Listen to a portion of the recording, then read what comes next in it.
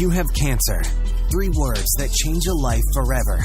We would like to offer another 3 words. Be an overcomer. Welcome to the 1% Podcast, where our conversations with other cancer warriors, survivors, and caregivers allows us to give you that extra boost you need to face your challenge head on, live life from a new perspective, and forge a path that keeps you moving free and clear. Now, welcome your host and cancer survivor, Truett Taylor.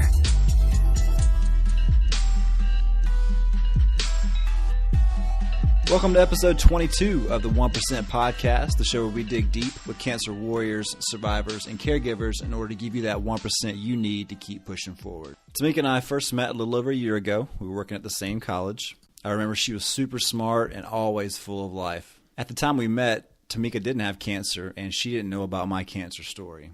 So when I found out that she had cancer just earlier this year, it really broke my heart. But after talking to her, we met for coffee one day. I just knew that she'd be a perfect guest to be on the show because her story is going to be able to provide a ton of information and inspiration for you guys out there. So sit back and enjoy Tameka's story. Miss Tameka, how are you doing today?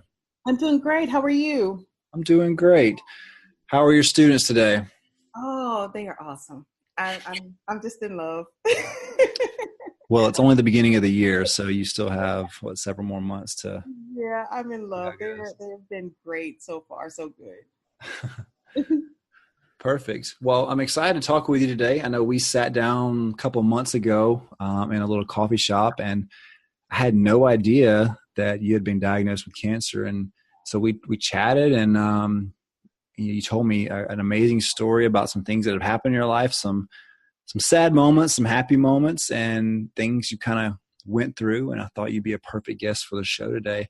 Tell everyone that's listening today, why do you feel like it's important to be able to share your story? I think it's important to share my story because it's, I was a person that always health conscious, always trying to live healthy, but just, not having a whole lot of knowledge about the different types of breast cancers and the different, the symptoms and all this, the things. So, for me, with having no symptoms whatsoever, that was just something new for me. And I just think that it's important for every woman to, just keep up with your mammograms and all that stuff. So that was the way my cancer was caught. So. Gotcha. Is there one specific takeaway that you want our listeners to leave today's episode with? I want the listeners to take away today just the sense of hope, because, at the beginning of my diagnosis, you have that sense of dread, the first thing that pops in your head is, it's over. But, if you just calm down and focus and just, it's possible to get through this thing. It's not hopeless. You always have hope with this. So. Yeah, absolutely. That's one of the things that, a lot of people that I talk to, again, when you hear the word cancer, you automatically think death. That's everybody thinks they're going to die and everything. But just listen to your story. I think you'll be able to share a lot of hope with people because this isn't the only tough circumstance you experienced in your life recently and stuff. So I think your story will really be able to develop into, a huge sense of, I would say, patience with everyday life and give people something to look forward to. So I'm excited people to hear your story. So tell us a little bit about your life prior to your diagnosis. What was, how long have you been a teacher? What was your family life like, your overall health, and what was your general approach to life? Well, I've been teaching for, this is my 12th year. And I, prior to the diagnosis, I, didn't have any illnesses because I'm always, on top of everything. I've never even had the flu, so it's like I always tried to exercise and eat healthy and do the, everything that I could do. And I come from a pretty large family. I have 9 sisters and 4 brothers. So, no one has a health issue. Everyone, I think let me take that back. The only health issue maybe was high blood pressure. Other than that, nothing. So when I was diagnosed, that was a big shocker for myself and for, my family as well. Tell everybody how long you've been an instructor. As I said, I've been teaching for this is my 12th year. I'm from I moved into the state of Georgia in 2014. My daughter, I have one daughter, and she had gone off to college, and I decided this was my opportunity to just experience life and to just to be adventurous. So I decided to move to Georgia and take a position here. It was a big challenge and a big move for me because I had never been away from my family. So I moved here with one sister that lives here, and she's a person that is very health conscious. So it's like I picked up some of her, while living with her, kind of some of her ways, and she always, focused on getting your checkups. She focused on, eating healthy, exercising, and all those things. So, even as of yesterday, I had to attend one of her her sessions yesterday. So. Share with us the symptoms, maybe the moments leading up to the day that you were diagnosed. What was changing and what was going on that made you think, something's not right here? To be honest with you, I had absolutely no symptoms. Nothing was wrong. I felt totally healthy, totally normal, no lumps, no abnormalities, nothing. It was just time for my yearly checkup.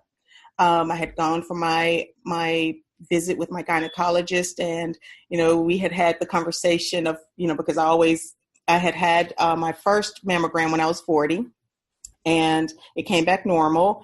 And then when he got ready to give me the orders for my mammogram at this particular time, it was a little weird because he had done the exam in the office.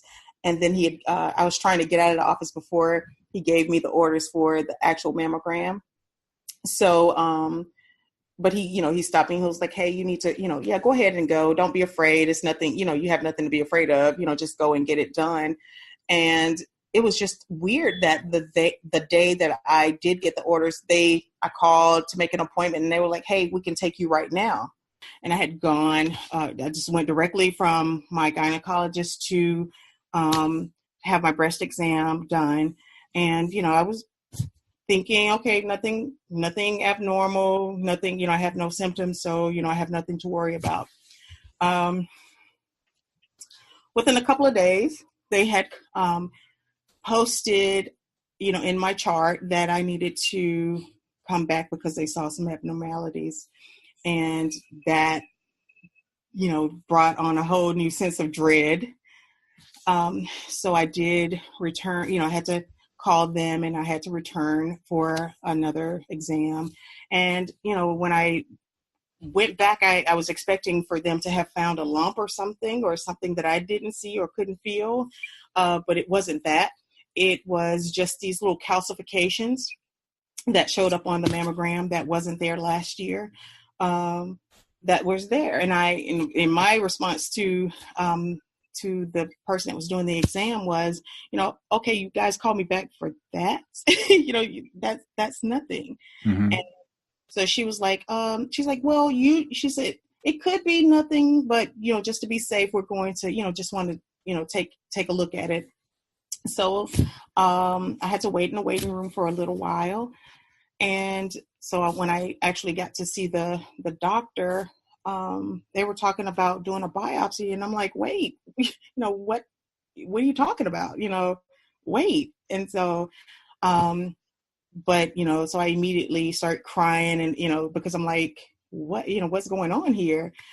So it's just they start throwing all this information at me and stuff that I didn't know anything about. And, it's just confusing. So it's just a sense of confusion, fear, and just not knowing what to do at that point. So yeah, that was the big part. So the day you got diagnosed, the day you heard the words, you have cancer, tell us, describe that day to us. What was that like? Well, that was a hard day for me. I had, after the initial biopsy, I had been worried, just anxious to hear what the results were. I had made calls back to the diagnosis. The center that I had got my biopsy done, and it was like I couldn't get information. And then the nurse, she kind of scared me a little bit more. She put a little more fear in me, but I just waited to hear the official information from the doctor. So when I did get there, I didn't see the doctor. I saw the nurse practitioner, and she told me that it was a stage 0. She said it was cancer, but it can be considered not cancer. So it was nothing to be worried about. That's what she told me. So, I took that, and it gave me a little bit of a sense of relief, that I was like, okay, well, she's saying that it's precancerous, that it could be not considered cancer. So, okay, I'm okay.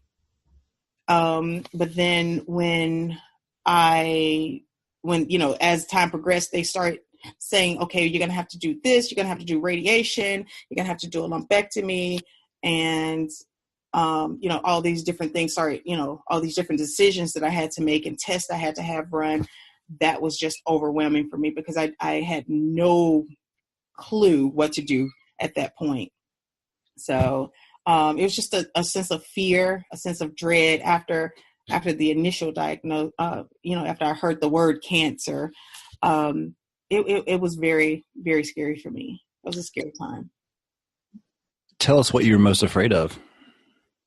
I was most afraid of dying and leaving my daughter, because we're extremely, extremely close. I just didn't, I was like, I just don't feel like she's ready, I want to be here. I was like, she's not gotten married yet. I don't have grandkids yet. And, those things that I felt like I was going to miss out on, those were the most, I guess, the scariest things for me. Just missing out on the great things that are happening in her life. And I just didn't feel like she was ready to be without me, Yeah, I don't think you can ever get ready. You think that anyone's ever ready to be, to be without you. And, what a moment, just all of a sudden thinking everything is great. And then boom, now you're having to think about passing away and your daughter, having to live her life. How old is your daughter right now? I was 23. 23. Mm-hmm. When you shared the news with her, what was her reaction? Well, she actually, she's been with me every step of the way. She was with me at the when I was diagnosed. She was there with me when I did the biopsy. She was there with the lumpectomy. She's been there every step of the way. And she was stronger than I am. She was very level-headed, and she was actually like a security for me. She was encouraging, even though I know that she was afraid, because her boyfriend, the guy that she's dating, his mom had been diagnosed with breast cancer just maybe a year before, and we were a support for them. I was encouraging him and saying, praying for her. And then the very next year is the thing that I was dealing with. And, he was encouraging her at that time. So she was a great encouragement for me. I know that she was afraid, because, she didn't know what was going to happen. But the thing that she continued to say, you're going to be fine. I know that you're going to be fine. You're going to get through this. You're going to be fine. And I started to book, that was something that helped me through it, because I believed that, I just believed that, because I didn't feel sick. I didn't feel any different whatsoever. I just felt, they just told me that I had breast cancer, but I still was just in disbelief and saying, there's nothing wrong with me. There's nothing wrong with me, but I'm going through the process. But there's nothing wrong with me. That was the thing. So. Isn't it unique that when someone tells us, that we're going to be okay, we tell ourselves we're going to be okay, but when someone else tells you that you're going to be okay, I feel like, sometimes we can doubt ourselves. Like, am I really going to be okay? But when somebody else confirms that, I feel like it gives us a little more hope that, someone else believes that we're going to be, okay. And then the very fact that she's telling you that, you said, hey, I started believing what she was telling me. And so, I know she's your daughter and everything, but I think it's so strong to have someone that's close to you, to have that hope for you whenever, you have those moments when you don't have it yourself. So I think that's super important. Was there anybody else in your life that was help encouraging you as far as when you started going through all this?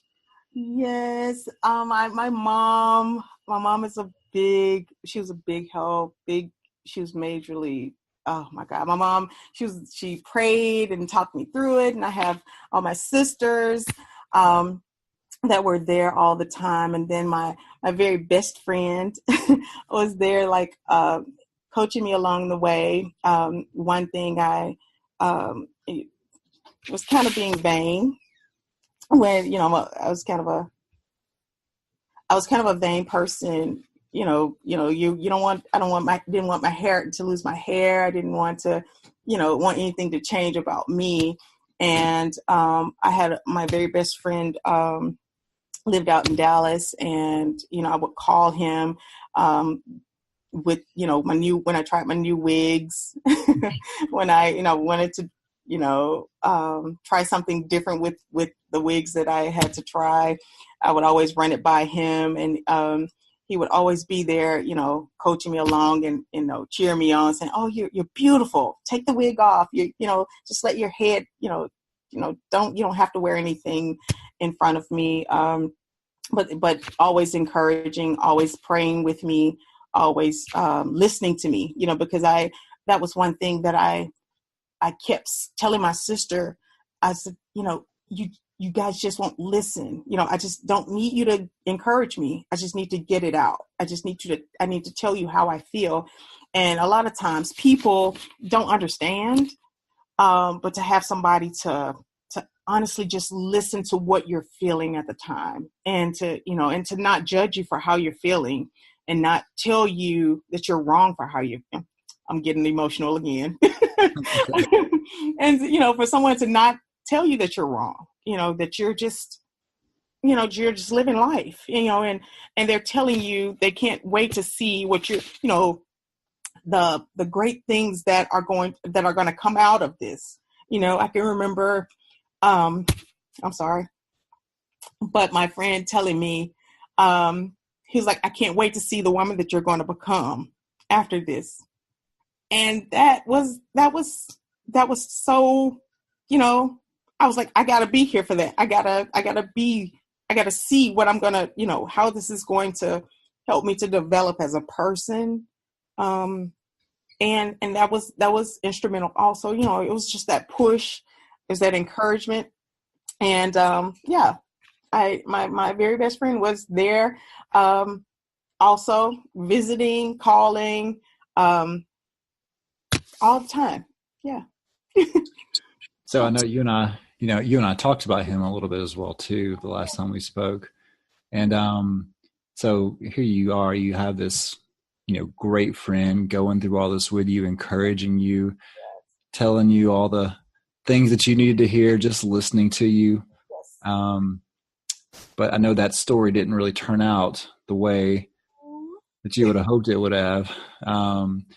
Do you mind sharing a little bit of that story with everyone listening? Because I think, and the reason I'm asking you this, I know it's a very emotional story, but, sometimes whenever we're going through the worst things in our life, we think that's the worst thing that's going to happen. And then all of a sudden, surprise, you're winning the torture Olympics over there with another bad scenario that's happening, kind of something similar to myself as well. I thought things were the worst they were going to be, then boom, you have other instances happen in your life that you weren't expecting that completely make you question why me, why now, and why so much. Exactly. But if you don't mind, can you share a little bit of the story about you and your best friend and kind of what went down and how you moved through that process?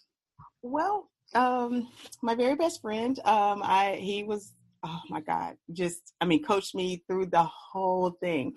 And one week I had gone through all the chemotherapy, finished that. gone through the radiation. He coached me, he was there listening and cheering me on. I was to finish my last chemotherapy on April 13th. That was my last one. But I had spoken with him, we spoke daily pretty much. And he was a big motorcycle guy. He loved motorcycles, and, I always worried about him riding motorcycles. And I always, saying, hey, I'm praying with you. Don't do anything crazy. So he had a motorcycle accident, like maybe a week before spring break, I think.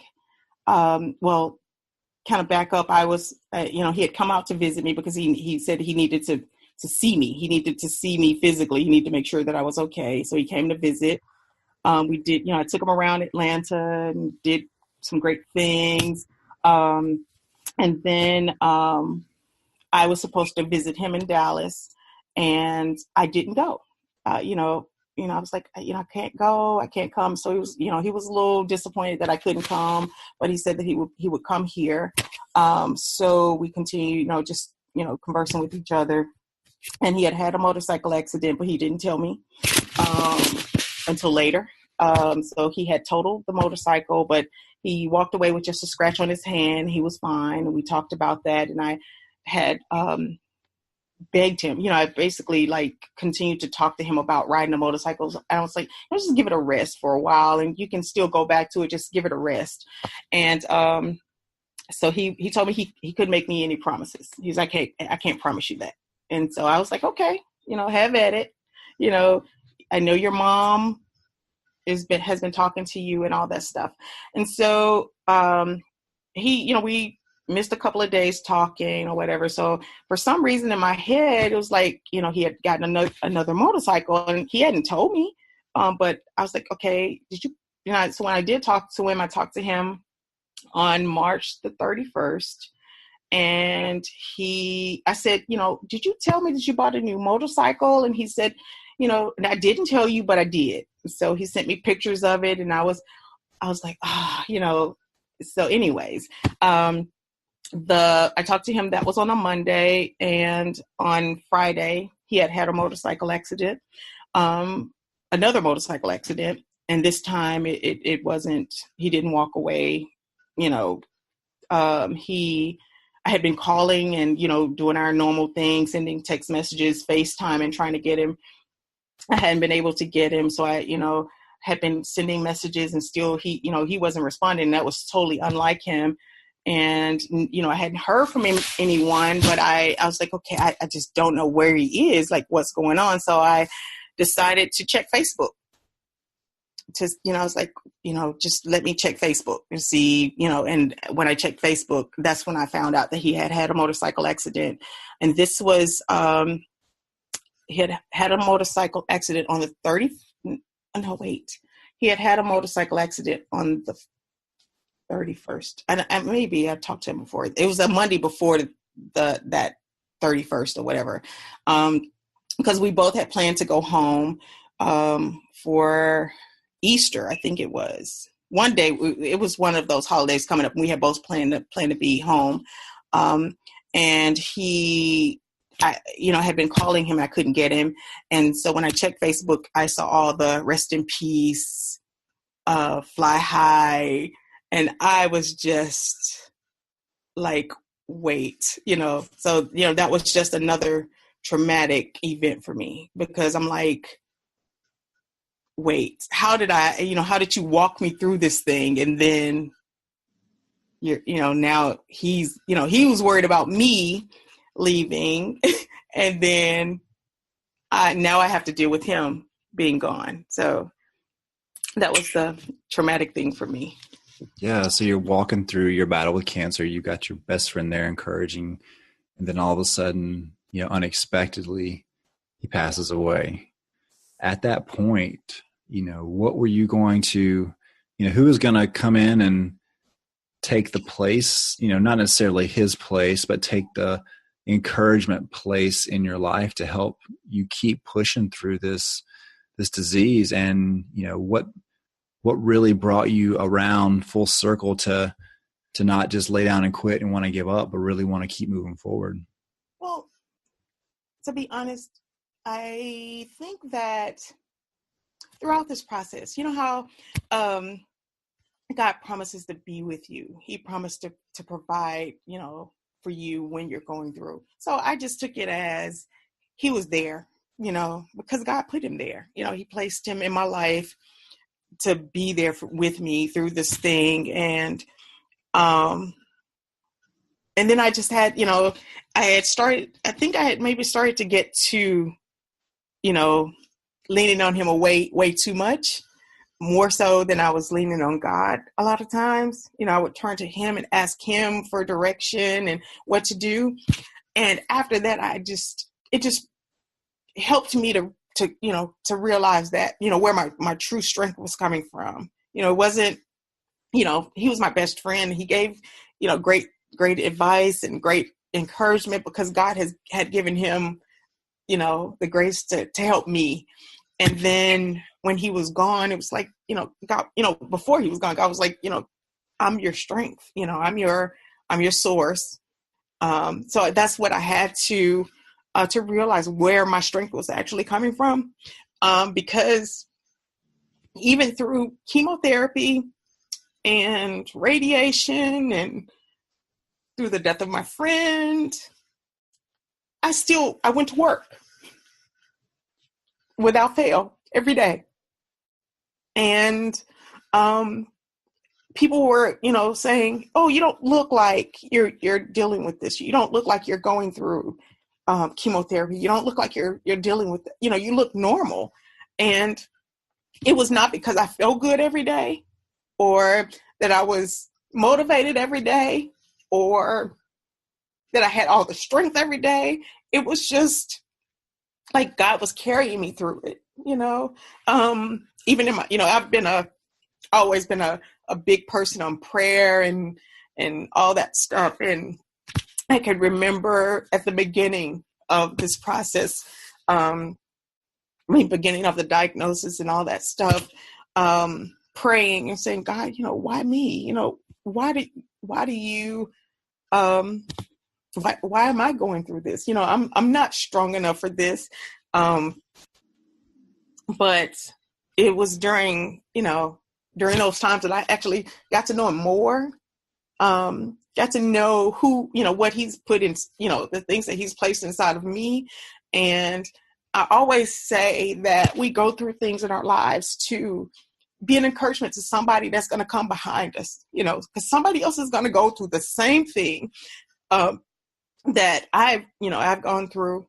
And because of that, because of the things that the strength that he's given to me, I can encourage somebody else. And not only, since my diagnosis, I've had maybe about 5 friends to be diagnosed with the same thing. And sometimes they encourage me, they have to encourage me and coach me along. And sometimes I'm encouraging them. But it's just a good thing to see that they're not giving up. They're not laying down and saying, okay, life is over. They're continuing to fight. We're, now we've started growing our hair back and we're all saying, hey, I got a little something, we're measuring our hair and trying new things with our hairstyles now.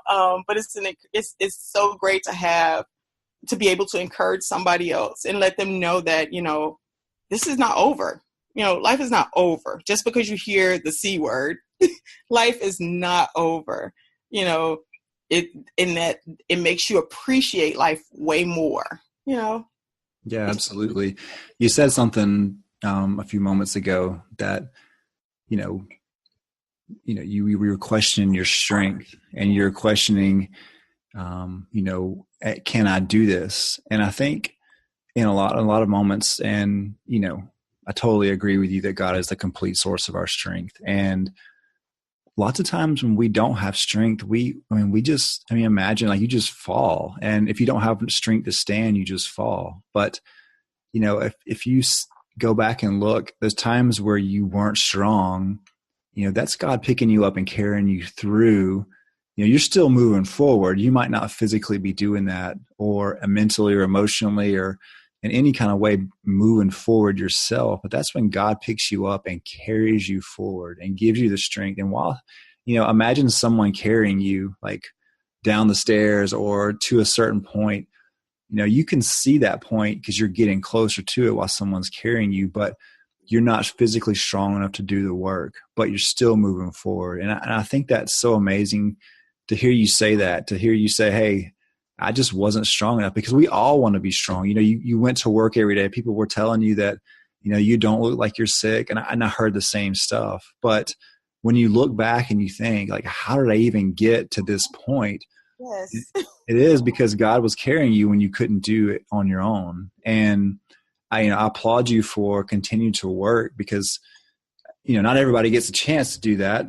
But that, to me, I know just by knowing you and knowing your personality, I know that that's something that's really important to you, and it gives you, a sense of purpose, especially in your line of work, to be able to go and, go to all your meetings and help. There's so many people depending on you. You can't completely give up, and because so many people depend on you for knowledge and leadership and guidance and stuff. So I think that's such a great takeaway just from that part of your story, that, if you're feeling like you just can't give up, you can't move forward and you can't get up, just totally resting in God, let him carry you through the tough times, because, that he's in total control when he's carrying you. You know what I mean? He's not going to drop you. He's going to keep pushing you forward. And I just absolutely love that about what you said. So thanks for sharing that with everybody. When you were diagnosed and when you're going through all this, can you tell us about some of the advice you may have been given? Were you given good advice or bad advice from your friends, or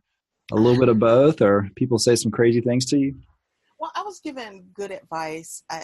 Everybody was, mainly saying that they were praying with me. They were praying for me. Majority of my friends, and, any normal circumstance, anyone would probably get mad at their friends and say, hey, they weren't there. They didn't go to any treatments with me. They didn't hang out with me. They didn't come and sit with me, but they provided what they had. They provided the strength that they had, because they didn't know and they were afraid. And, I had friends that, I would say, and at first I was like, well, nobody, why, these are my friends. Why are they not being there for me? Why are they not going with me? Why are they not offering to do anything? But then I started thinking, they provided what they had, what they could. And so I'm thankful for that. I'm thankful for each and every person that, prayed, that, gave me the words of encouragement, saying, girl, you're going to get through this. We're behind you. I started this little sock ministry from my first for my first treatment. So every treatment I would go to, I would post. My hashtag was "Sock It to Cancer." I would post different socks that people would send me. I had friends purchasing socks, people sending me socks from all over the world for me to wear my chemo days. So, that was a great thing. And then I said that after I finished all of my treatments, I was going to just donate the rest of the socks to, back to the treatment center where they give away things. So, the advice was just, to keep pushing, keep moving. I really didn't have anyone giving me bad advice. But it was just, everybody was, just saying, giving me what they had, providing what they could.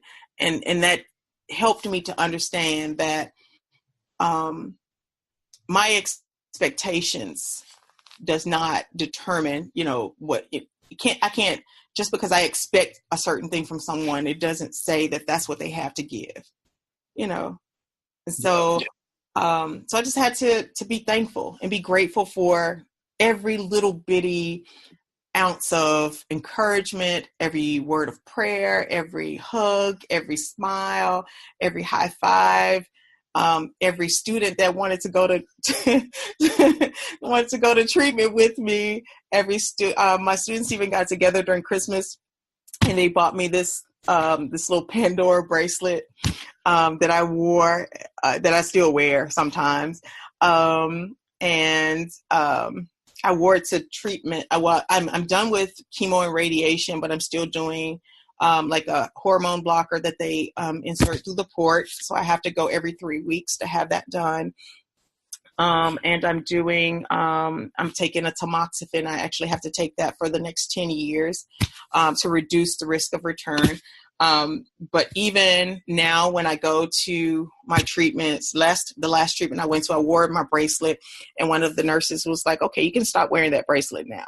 But I was like, "But I am a survivor, and my students bought this for me, so it's just my thing." But I'm just grateful to be at this point, to be free of cancer. I've had my scan. I actually have another one on Friday of this week.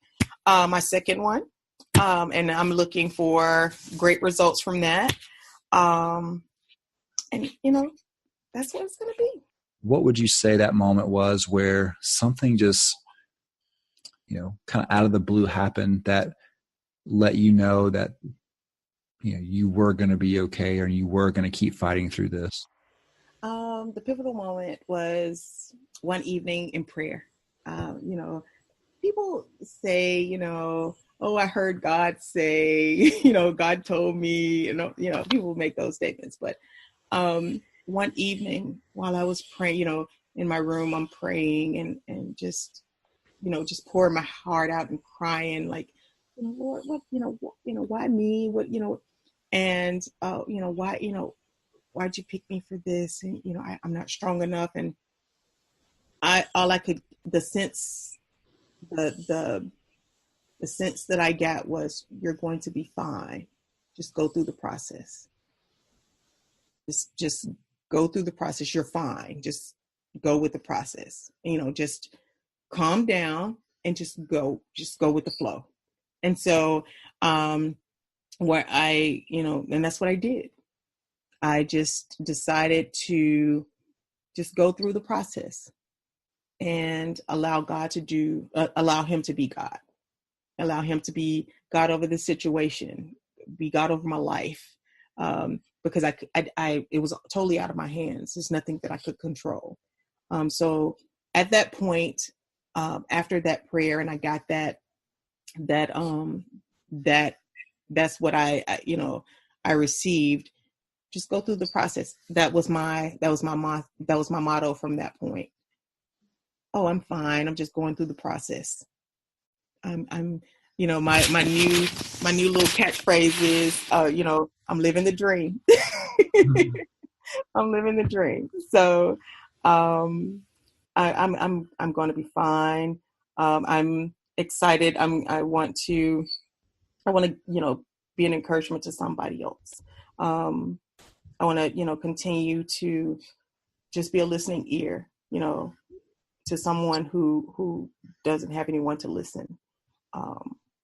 Those things, those are important to me, because, as a person, I just love to see people smiling and happy, and anything that I could do to brighten their day. That's what I want to do. So with the life that I've been given, the gift that I've been given, I want to share it with others. Yeah. I think, again, going back to your profession, what you do for a living, you teach a whole new group every year, and you kind of get them through the process of the class that they're studying for each year. And I think that's, I don't know if that's intentionally, but that's the way you've applied all of this into your life. And it's great that you get that word that, just to go through the process. It's almost like, I'm going to be with you. Now go through the process. So you're like, okay. And then you follow right up with exactly, what it is that you want to do and what it is that you feel like you need to do. And you've got the strength, you've got the encouragement, you've got the background for it. And you're just going through the process. And I love that. I love the fact that you want to be,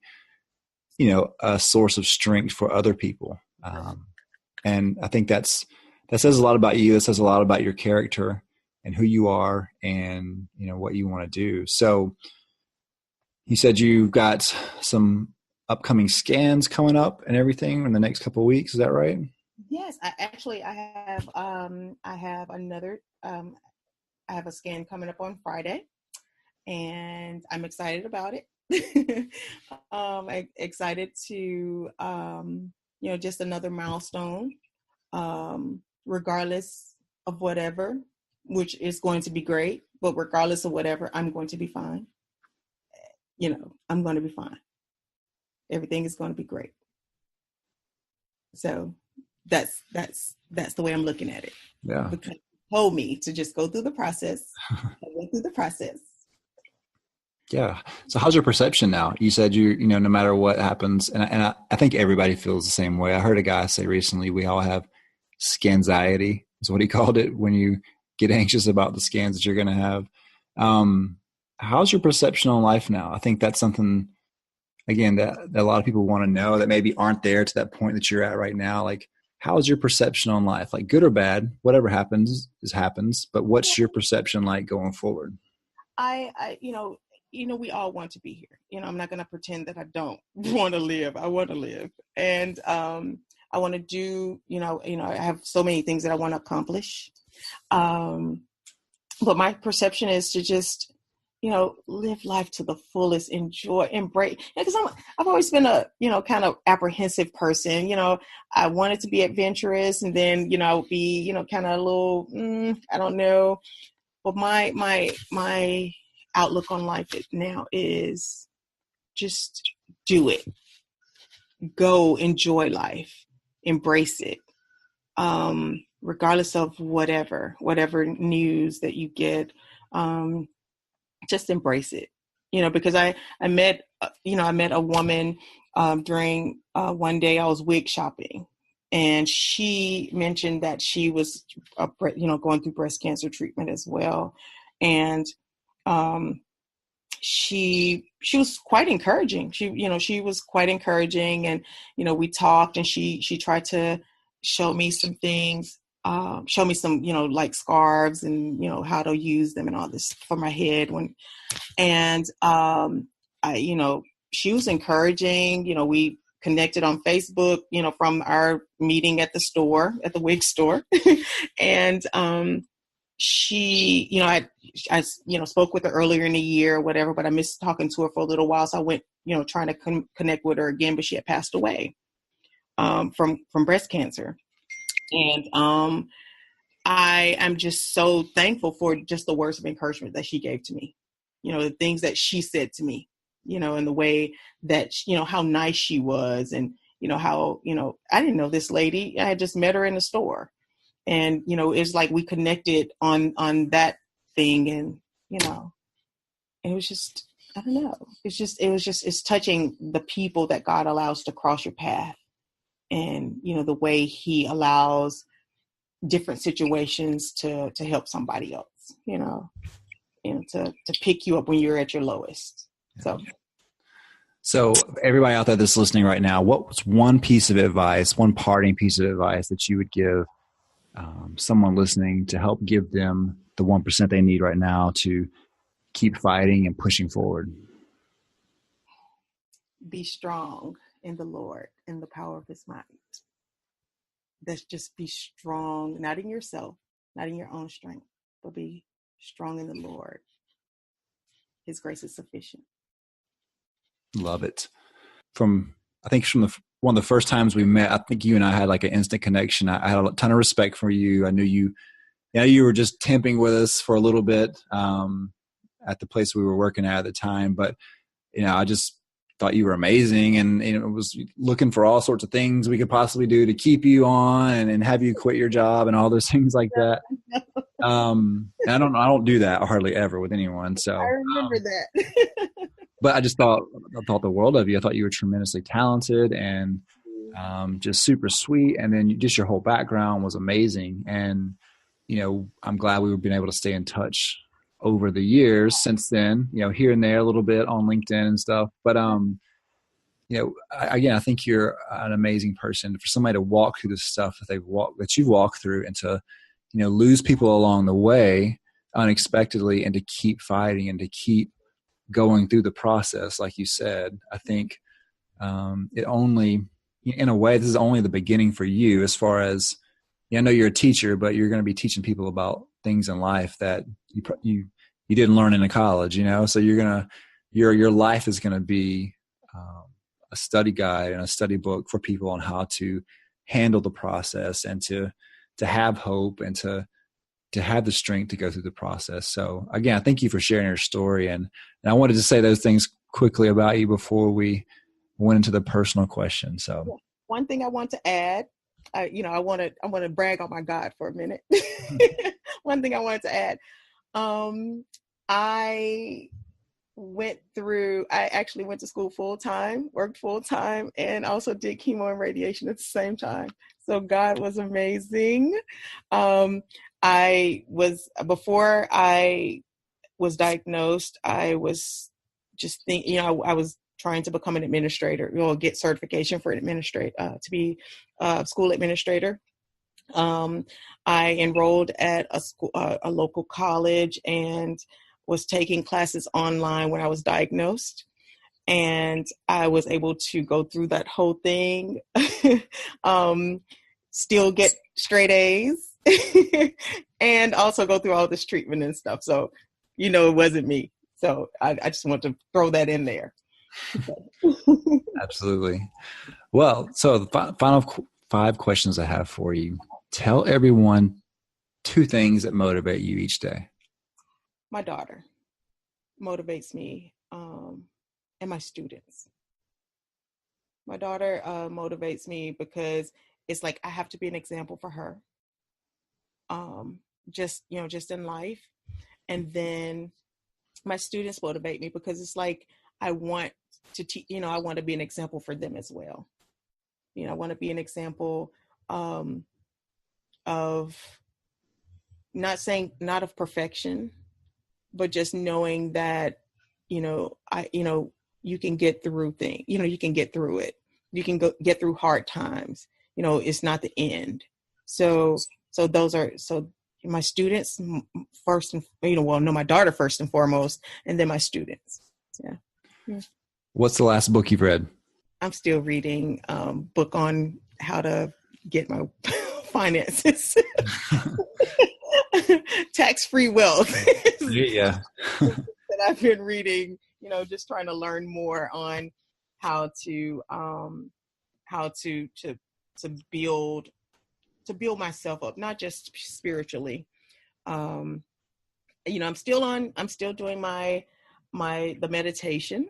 I love that has been such a blessing to me. Taking meditation time, I'm still reading those books. But yeah, so I'm doing the tax-free wealth right now, but I am a big meditation person, and I do read those books a lot as well. What's your favorite recipe or food? Seafood. I love seafood. What kind of seafood? All seafood. I'm a big shrimp, crab legs, mussels. I'm just a seafood fanatic. So that's my favorite. Seafood and pasta. Those are my favorites. I don't eat them. I don't get to eat them as much anymore. But as often as I can, I do try to indulge in those things. And finally, what are 3 items that you have on your bucket or life list that you want to accomplish going forward? Going forward, I want to teach in Dubai. I want to teach abroad. I want to go to Italy, and I want to skydive. All right, Tameka. Well, thank you again for sharing your story with everyone. Again, your advice to just go through the process. You'll make it through the process. Just keep going. Keep focusing on the next step. I think is a great words of advice. Also, allow God to be the source of your strength. Really lean on Him and lean on His grace. I think that's amazing advice as well too. And, going forward, I'd love to, keep everyone in the loop on how your scans go and how your career's going. And whenever you decide to jump out of that plane, you send me a picture and I'll make sure to post it on our Instagram site. Wait for it. Look, we may do the indoor skydiving first. I'll send you a picture of that. All right. That's over here close to where we live. So I heard a lot of good things about the place. Well, perfect. Well, again, I enjoy talking to you. I hope all of our listeners got a lot from your story today. You're an amazing person, and I'm excited to see, how your life's going to turn out and all the great things that are going to happen. And we will catch you in a few months. We'll circle back with you, okay? All right, well, thank you. We appreciate you spending time with us on today's episode and encourage you to continue the conversation to help you keep pushing forward. For more resources based on today's episode, as well as ways to recommend a guest and connect to Truett personally, head over to 1%podcast.com. Be sure to join us next time for more stories of inspiration right here with Truett Taylor on the 1% Podcast.